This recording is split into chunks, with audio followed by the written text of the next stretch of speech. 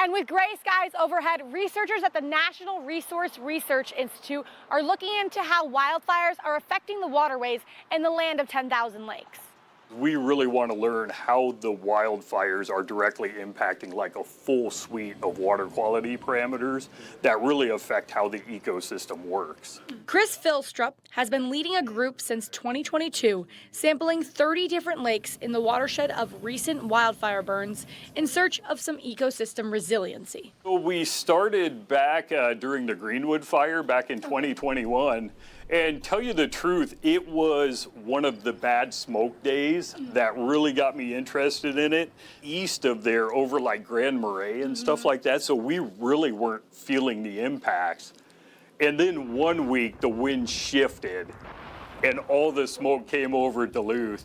And I was just like, this has to be having a huge impact on what we see in these lakes and how they work. The Greenwood Fire burned just south of Isabella, ignited by a lightning strike that eventually scorched over 26,000 acres. This past spring, 3 different wildfires made up the Brimson Complex Fire, leaving behind more than $2 million in property damages across St. Louis County.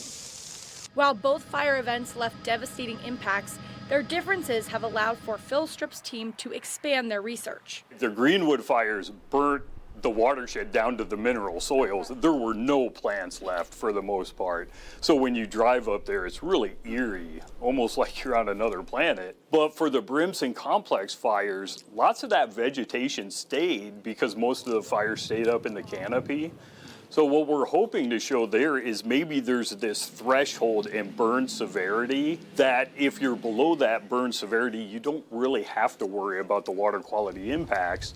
And then management agencies can really focus their efforts on the ecosystems that need help the most. The research team has collected a time series of samples from these 30 lakes, each looking at a suite of variables to evaluate how healthy the lake is after the fire. This is a visual of like all the lakes we're studying after you filter the water, but what we've been able to see is that lakes in burned watersheds are browner, so they're what we call tea stain. There's a lot of organic matter in them that's dissolved. There are also a lot more particulates in there, so sediment and soils, you can't really see that from this sample, but they tend to be murkier too and harder to see through.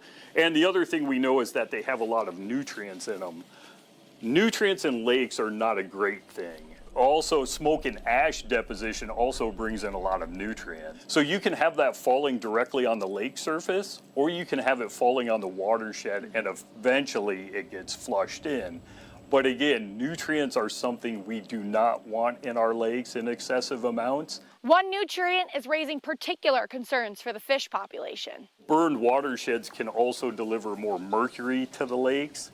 And we have a feeling that the changes we're seeing in water quality due to the fires can also lead to that mercury becoming methylmercury, which is the toxic form. And that's the form that bioaccumulates in fish.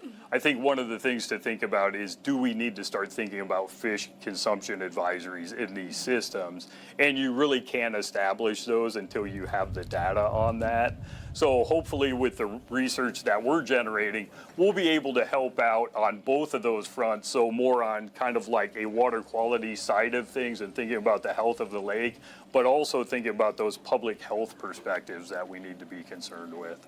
The rebuild has begun on land in the wake of these wildfires, but it's research like this that puts extra emphasis on restoring our lakes. I think the big takeaway for the team and the community is that these wildfires are kind of like an emerging stressor that we're going to have to deal with more frequently and more often now. People are starting to think more and more that in these kind of remote, isolated lakes, this could be a huge disturbance going forward. A disturbance that we could see impacting our waterways for years to come. It's not just like this little drop in the bucket that the lakes can flip back to normal afterwards. They are these sustained impacts. For WDIO, I'm meteorologist Leah Zmerko.